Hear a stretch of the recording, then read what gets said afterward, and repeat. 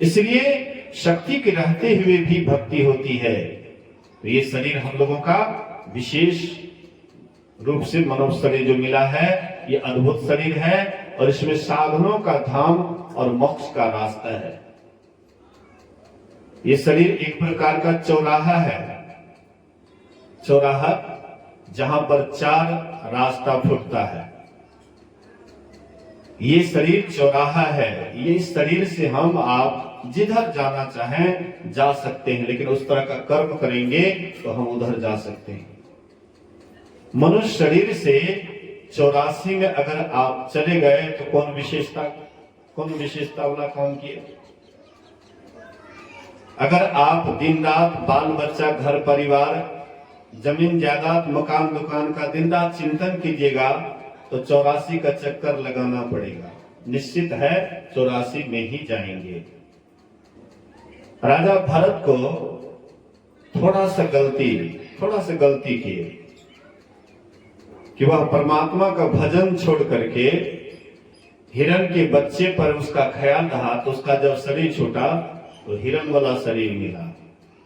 हम आप दिन रात किसका चिंतन करते हैं? अरे दिन रात तो परमात्मा का भजन करते थे, लेकिन थोड़ी सी गलती किए, हिरण के बच्चे पर उसका ख्याल रहा और शरीर छूटा तो हिरण वाला शरीर मिला।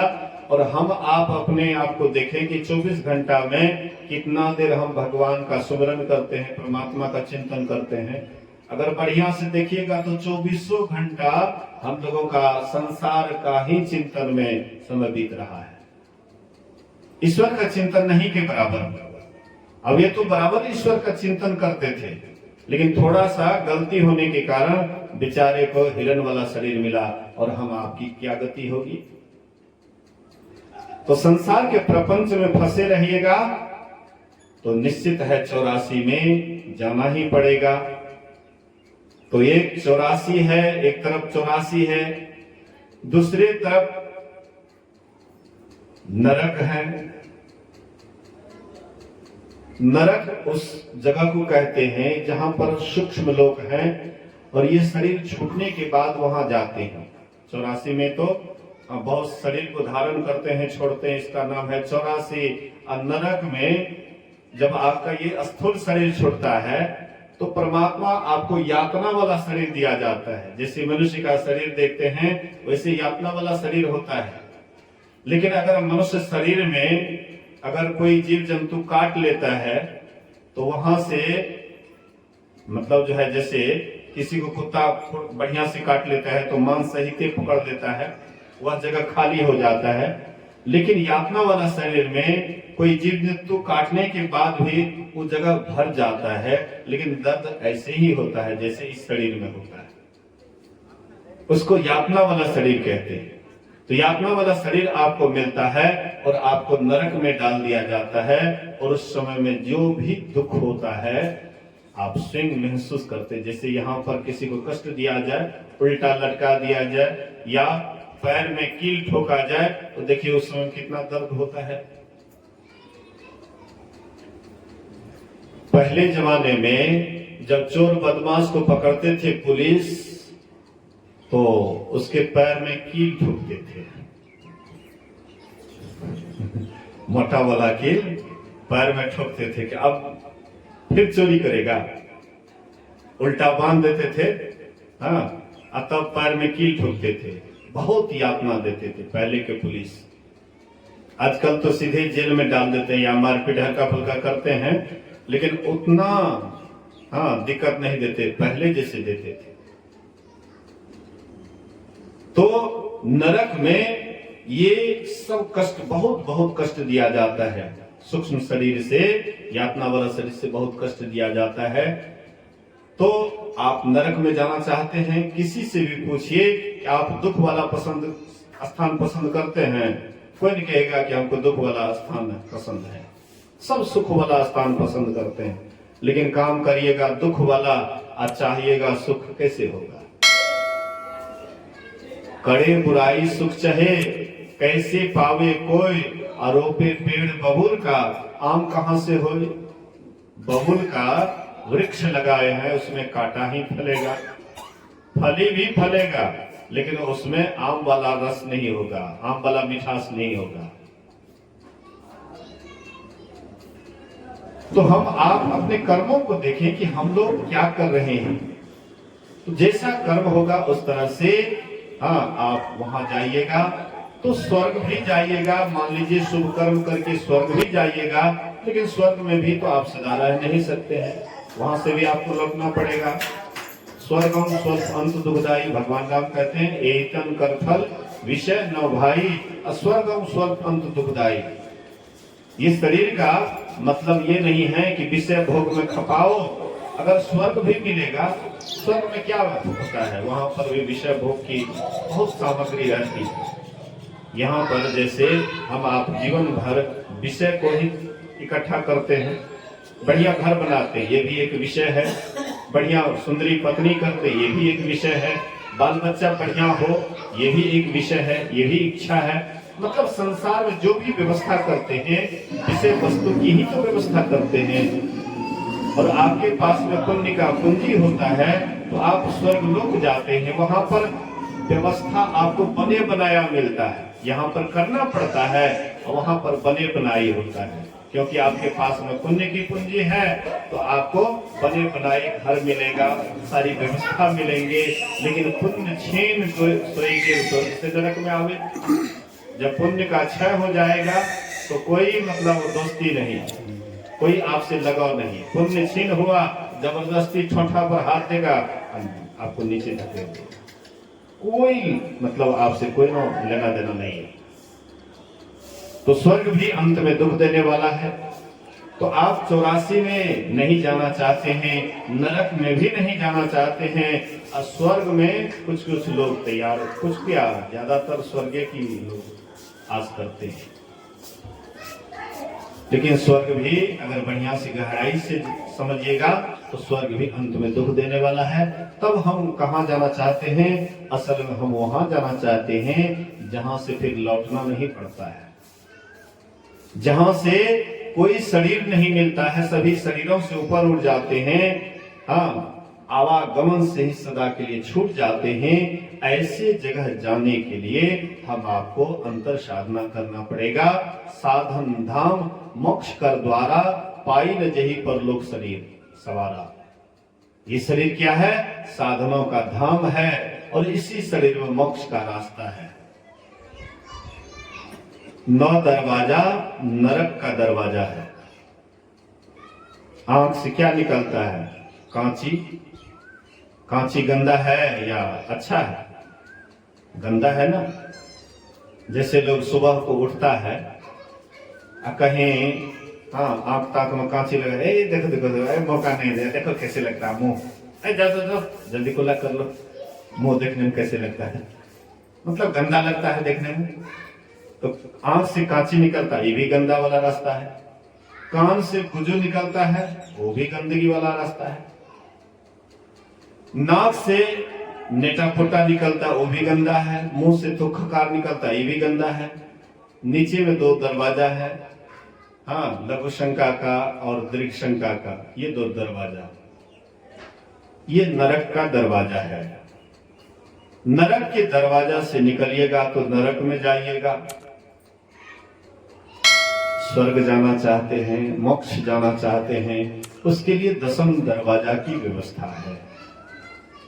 10म दरवाजा में आप जैसे तैसे नहीं जा सकते हैं, जैसे तैसे 10म दरवाजा में नहीं जा सकते। उसके लिए बहुत लौ लगाना पड़ता है, बहुत परमात्मा से प्रेम करना पड़ता है। यही मानुष देह समैया में करो परमेश्वर में प्यार, कर्म धर्म को जला खाक कर देंगे तुमको तार।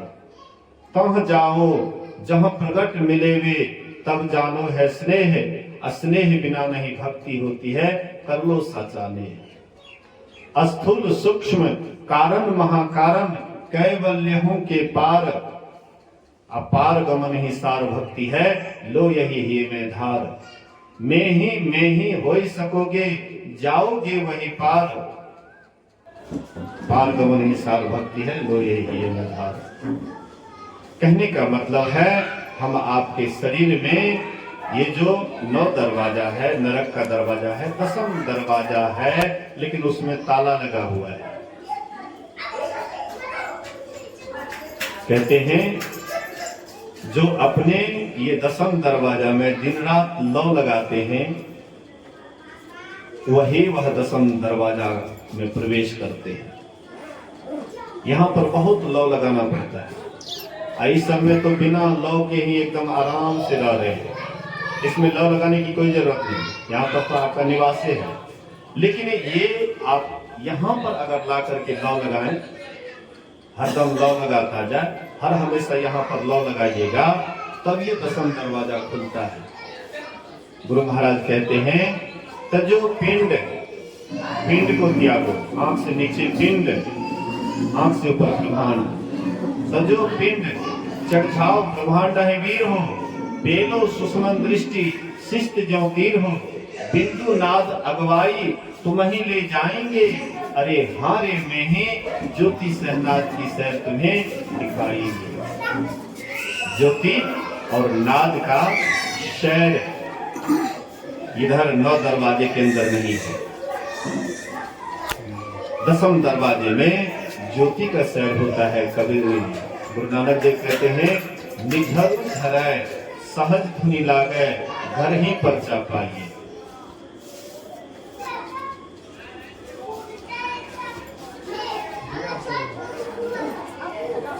बोलिए श्री सद्गुरु। हम लोग दीपावली पर्व देखते हैं ना, दीपावली पर्व में कितना दीपक जलाते हैं, हर जगह जगमग जगमग रोशनी ही रोशनी होती है। अमावस्या की रात में खूब दीप जलाते हैं, हर जगह रोशनी ही रोशनी होती है। तो ये तो बाहर की दीपावली है, लेकिन आपके भीतर में अगर ध्यान में बढ़िया से स्थिरता आ जाए, मन अगर आपका शांत हो जाए, पिंड से अगर आप ब्रह्मांड में चले जाएं, तो वहां पर जगमग जगमग रोशनी होती है। ये दीपावली उसके सामने फेल है। ये बाहर की दीपावली तो एड़ू गेरू नथो खेरू सब मनाते हैं, लेकिन अंदर की जो दीपावली है एक बार मना लीजिएगा, आपका हृदय प्रकाश से भर जाएगा। गुरु महाराज कहते हैं अद्भुत अंतर की डगरिया, जा पर चलकर प्रभु मिलते। परमात्मा जिस रास्ते पर मिलते हैं वह अद्भुत है, विचित्र है। दाता सतगुरु धन धन जो राह लखा देते, चलत पंथ सुख होत महा है, जहां अझर झलके, जहां पर प्रकाश की वर्षा होती है। अमृत ध्वनि की नौबत झरत, अमृत असली जो अमृत है वह आपके भीतर में है, वह परमात्मा का आवाज अमृत है। अमृत ध्वनि की नौबत झरत, बड़भागी सुनते, जो विशेष बड़भागी होता है वही वह अमृत को सुनता है। सुनत लखत सुख लहत अद्भुति, में ही प्रभु मिलते, परमात्मा भी वहां मिल जाता है। इसलिए हम आपके अंदर में परमात्मा, जैसे बाहर में देखते हैं सावन भादों का जब समय होता है तो देखते हैं पहले बिजली की छटक, उसके बाद तड़का का आवाज, वैसे आपके भीतर में भी परमात्मा प्रकाश और शब्द की व्यवस्था किए हैं। मीराबाई कहती है ऊंची अटरिया लाल किवड़िया, निर्गुण सेज बिछी, पंचरंगी झालर सुसोहे, फूलन फूल कली, बाजू बंद कड़ूला सोहे, मांग सिंदूर भरी, असेज सुखमनिया मीरा सोहे, सुबह आज घड़ी। मीराबाई कहती है ऊंची अटरिया, जो परमात्मा का महल है, निवास है, कहते ऊंची अटरिया। ऊंची अटरिया से मतलब कहाँ? उधर ऊपर, यहीं पर, यही है ऊंचा महल। ऊंचा महल अगमपुर जहवा संत समागम होए, जो कोई पहुंचे वही नगरिया, आवागमन न होए, और कोई चतुर न पावे पार, नगरिया बाबू। ऊंचा महल यहीं पर है। आंख से नीचे रहिएगा एकदम मूर्ख बन करके रहिएगा, अज्ञानी बन करके रहिएगा, आंख से ऊपर जाइएगा, आपको बिना पढ़े लिखे सब शास्त्र का ज्ञान हो जाएगा। लोग पढ़ेंगे लेकिन हृदय उसका कबूल नहीं करेगा। भीतर में बिंदु नाद की चर्चा करेंगे न, स्तुति में भी गाएंगे, बिंदु ध्यान विधि नाद ध्यान विधि सरल सरल जग में प्रचारित, जीवन भर गाएंगे, लेकिन अनुभूति नहीं हुई है तो शंका लगले रहेगा कि क्या यह होता होगा। बिंदु ध्यान सही में होता है, नाद ध्यान सही में होता है, मतलब उनके अंदर में शंका रहता है। जिनको दर्शन नहीं हुआ है उनको शंका रहता है, और जिनको एक बार दर्शन हो जाए तो फिर उसका शंका तो समझ जाइए बिल्कुल समाप्त। उनके अंदर तो शंका नहीं रहता है। तो आपके भीतर में ये बिंदु नाद प्रत्यक्ष में है, लेकिन हम वहां जाते नहीं हैं। तजो पिंड चढ़ जाओ ब्रह्मांड निवीर हो, पेलो सुषमन दृष्टि शिष्ट ज्यों तीर हो। बिंदु नाद अगवाई तुम्हें ले जाएंगे, बिंदु नाद अगवानी के लिए आएंगे। परमात्मा से पहले परमात्मा का विभूति आता है। जैसे सूर्य अपना दर्शन देने से पहले अपना विभूति किरण को भेजता है, प्रकाश को पहले भेजता है, धरती को पहले प्रकाश उतरता है, तब तो दर से सूर्य भगवान आते हैं, पहले उसका प्रकाश फैलता है, पहले उसका किरण देखते हैं और उसके बाद सूर्य का दर्शन करते हैं। ऐसे ही परमात्मा को देखने से पहले परमात्मा की विभूति यानी प्रकाश और शब्द, ये परमात्मा की विभूति पहले भेजते हैं कि जाओ तुम उसको कह दो कि अब हम आने वाले हैं। ये दोनों जब आ जाता है तो परमात्मा समझ जाइए कि परमात्मा भी आने वाले हैं। कबीर साहब कहते हैं आगवानी तो आइया, ज्ञान विचार विवेक, अब पीछे गुरु भी आएंगे सारे साध समेत। कहते आगवानी तो आइया, आगवानी क्या आ गया? ज्ञान विचार विवेक। ज्ञान विचार विवेक कब आता है? जब बिंदु नाद आपके घट में प्रकट होता है, तब आपके अंदर में ज्ञान, असली ज्ञान पैदा होता है। ये नकली ज्ञान है, किताब में पढ़ते सुनते या सुनाते हैं, ये नकली ज्ञान है। असली ज्ञान बिंदु नाद प्राप्त करने पर होता है। तो कहते हैं आगवानी तो आया, ज्ञान विचार विवेक, पीछे गुरु भी आएंगे। गुरु मतलब परमात्मा, पीछे परमात्मा भी आएंगे सारे साज समेत, पूरे साज समान के साथ परमात्मा आएंगे। लेकिन पहले आगवानी आएगा, तबे न भरोसा होगा कि अब परमात्मा भी आएंगे। आगवानी पहले आया नहीं है, अभी मानसो जप नहीं हो रहा है, मानस ध्यान भी कुछ नहीं होता है, आंख बंद डिब्बा गए, सोचते बिंदु ध्यान नाद ध्यान, खाली चर्चा करते रहिएगा। घर में अंधकार है, खूब चर्चा कीजिए। हाँ, दीपक बत्ती तेल खूब बोलते रहिए, घर में खूब प्रकाश हो जाएगा। नहीं, कमरा अंधेरा है, खूब वर्णन कीजिए दीपक का, प्रकाश का, या बिजली का वर्णन कीजिए, बल्बे का वर्णन कीजिए, हाँ वेपर लाइट का वर्णन कीजिए। तो खाली बोलिएगा वेपर लाइट, बिजली, रोशनी, खाली बोलते रहिएगा, तो इससे घर में प्रकाश नहीं होगा। उसके लिए व्यवस्था जब तक नहीं करिएगा, बिजली का कनेक्शन जोड़िएगा, हाँ तार जोड़ करके हाँ बल्ब लगाइएगा, तब तुरंत कमरा में प्रकाश हो जाएगा। लेकिन बात बनाने से अंधकार नहीं जाएगा। ऐसे ही तेल तूल पावक फूट भरी न धरी दिया प्रकाशत, कहत बनाए दीप की बातें कैसे होई कब नासत। खाली दीप की बात करते हैं, बत्ती की बात करते हैं, तेल की बात करते हैं, लेकिन कभी जलाने का प्रयास नहीं करते हैं, तो अंधकार का कभी नाश नहीं। हम आपका जीवन भी अंधकारमय है, हम आपका जीवन भी दुखी है। दुखी क्यों है? अंधकार होने के कारण।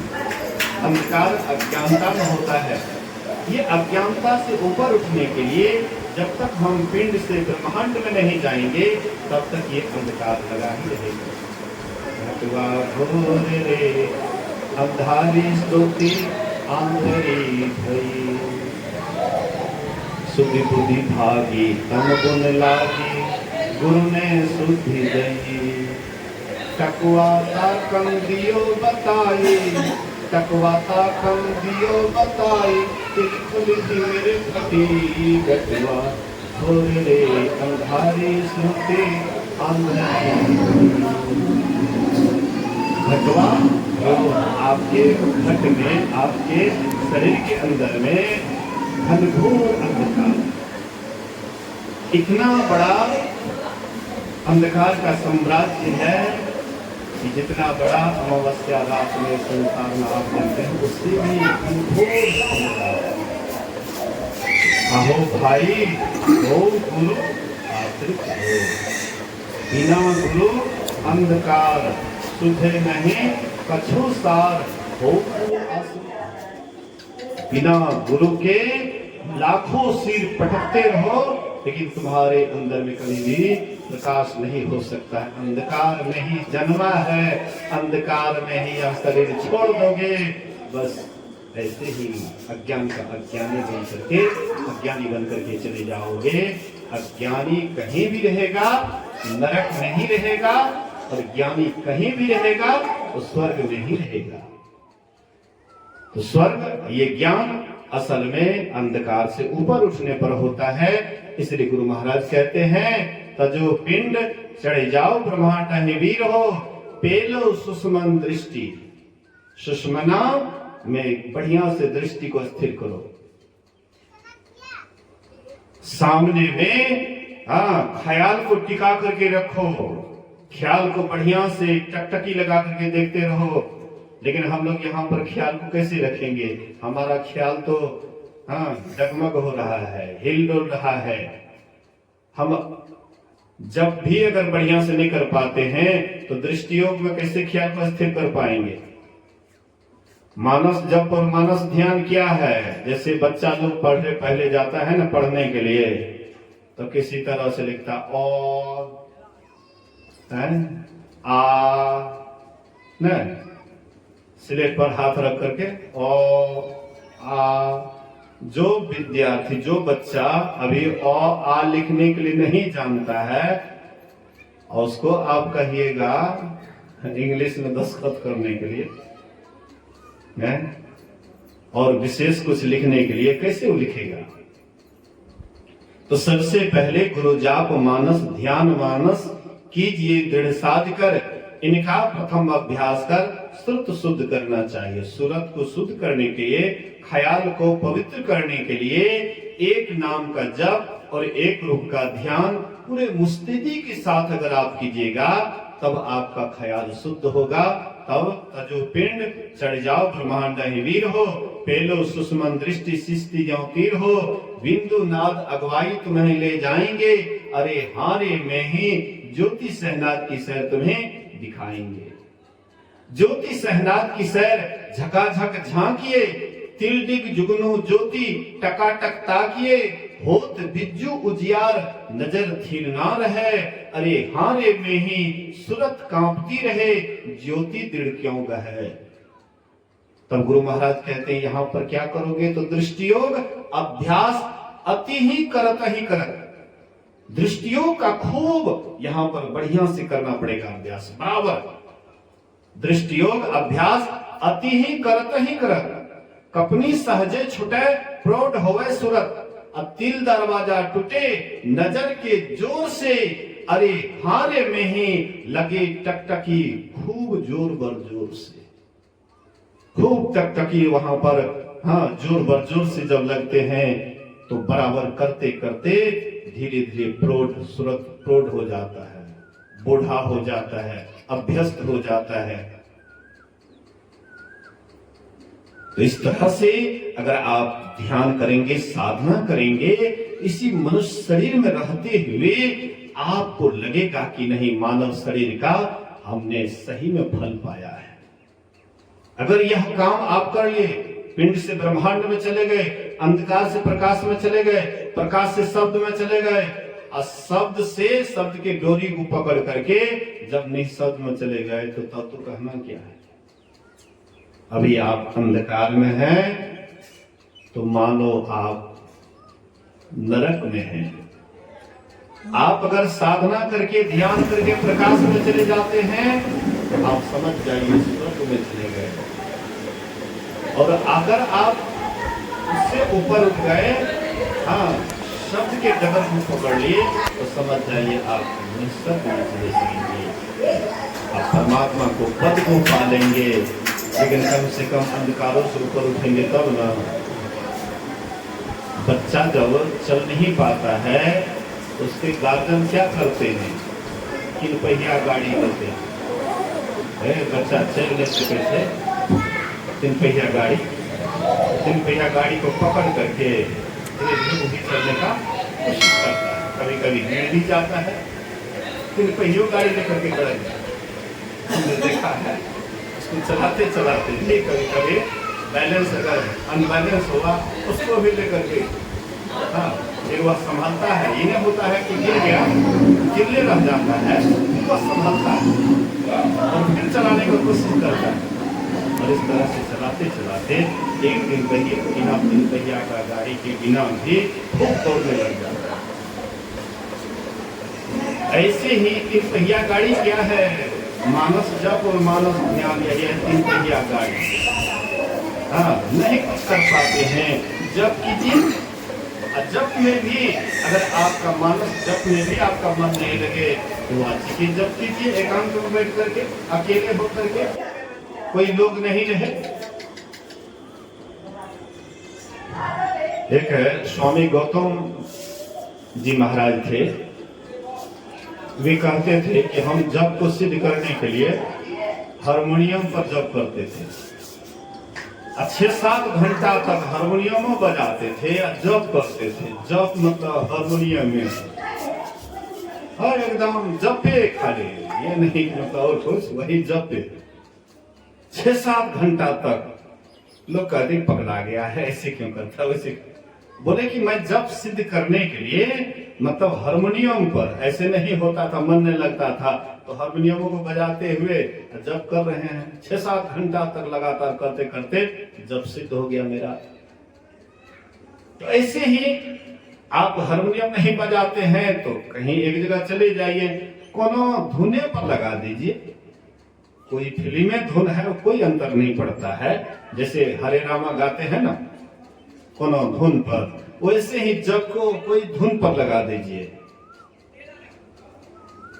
हाँ, धुन पर लगा हुआ रहेगा तो कुछ धुन पर ख्याल रहेगा, धीरे धीरे। हाँ, बाद में जब आपका जप धीरे धीरे होने लगेगा तब धुन की आवश्यकता नहीं है, तब बिना धुने का धुन आप पकड़ लीजिएगा, तब ऑटोमेटिक जप होने लगेगा। लेकिन शुरुआत में कोई चीज आदत डालने के लिए पहले बहुत मेहनत करना पड़ता है। कोई चीज का आदत नहीं लगा हुआ है और आप एकाएक चाहिएगा वो काम में आगे बढ़ने के लिए, तो नहीं बढ़ सकते। शुरुआत में आपको अभ्यस्त होना पड़ता है, बहुत आदत लगाना पड़ता है। गुरु शरण बाबा संतसेवी बाबा के एक सेवक थे, अभी भी हैं, ज्यादा जंगले वगैरह में रहते हैं, गुफे में रहते हैं, ध्यानी महात्मा है। तो वे कहते थे कि हमारा भी जप न होता था तो हम गुफा में बैठ जाते थे, 6-7 घंटा तक खूब जोर जोर से जप करते रहते थे, जप करते रहते थे 6-7 घंटा तक जोर जोर से। और उसके बाद जब छोड़ देते थे तो लगता था कि अपने आप वो गुफा में जप हो रहा है। बहुत देर तक लगातार अगर आप कोई कमरा में जप कीजिएगा और उसके बाद जप करना छोड़ भी दीजिएगा तो लगेगा कि वो जप ऑटोमेटिक हो रहा है, उसका वाइब्रेशन कमरा में पूरा फैल जाता है। तो इस तरह से आप जप बढ़िया से कीजिएगा तो जप आपका सिद्ध होगा, और जब सिद्ध होगा तो मानस ध्यान सिद्ध होगा। आप जिसको बुला रहे थे वे आपके सामने में आ जाएंगे, तो फिर आपको पुकारना नहीं है। आप जिसको पुकार रहे थे वो आ गए, तो फिर पुकारेंगे किसको? उसका दर्शन कीजिए। और उसके बाद जब ये काम कर लीजिएगा तब आपको ज्योति ध्यान करने में बहुत मदद मिलती है। बहुत मदद मिलती है। तब आप ज्योति ध्यान कीजिएगा तो परमात्मा का आवाज भी सुनने के लिए मिलेगा। प्रकाश है तो आवाज भी है। देखते हैं ना, अभी प्रकाश है, बिजली जल रही है, इधर आवाज भी हो रहा है। ऐसे आपके भीतर में भी प्रकाश परमात्मा का है। अगर वहां पर आपकी सूरत टिक जाती है तो उनके आवाज को भी सुनते हैं। जिनके आवाज को आप सुनते हैं, धीरे धीरे उनके गुण से आप गुणान्वित हो जाते हैं। अगर आप साधु महात्मा की आवाज को गौर से सुनिएगा, प्रेम से सुनिएगा, श्रद्धा से सुनिएगा, हाँ, अब थोड़ा थोड़ा भी अगर अपने जीवन में उतारिएगा तो एक दिन आप साधु हो जाइएगा। घर गृहस्थी में रहते हुए भी आप साधु हो जाइएगा। संत के बात को सुन सुन करके आप संत हो जाइएगा। ऐसे ही परमात्मा की आवाज को सुन सुन करके जो परमात्मा में गुण है वही गुण आप में आ जाता है। परमात्मा सद्गुण के भंडार है। परमात्मा में कोई गुण की कमी है, सर्व गुण संपन्न है। उस जितने भी उनके पास गुण है, सर्व गुण संपन्न वाला गुण आपके भी अंदर आ जाएगा। आत्मवत सर्वभूतेषु का ज्ञान हो जाएगा। फिर आपको किसी से कुछ पूछना नहीं पड़ेगा, आप सर्वज्ञ हो जाइएगा। कोई आपसे बात छिपा हुआ नहीं रहेगा। लेकिन ये होगा कब? जब हम इस पर चलेंगे। बैठे ने रास्ता काटा, अब चलते न बाट न पाई, है कुछ रहने कहने की बाता, अब बैठा रहे चला तो नहीं जाता। संसार में आप दौड़ते हैं तो कहीं से कहीं जाते हैं। अब परमात्मा के पास जाने के लिए आपको दौड़ना नहीं है, बैठ जाना है। बैठे चूत तब निकले सूत। जब आप एक आसन से देर तक बैठिएगा तब परमात्मा के तरफ जाइएगा। और संसार के तरफ जाने के लिए तो आप दौड़वे करते हैं। अभी तक क्या मिला है संसार में वो भी आप देखिए रहे हैं। परेशानी, दुख, कलह छोड़ करके आपको और भी कुछ मिला है। तो परमात्मा के पास चलने के लिए आपको इसका उल्टा मिलेगा।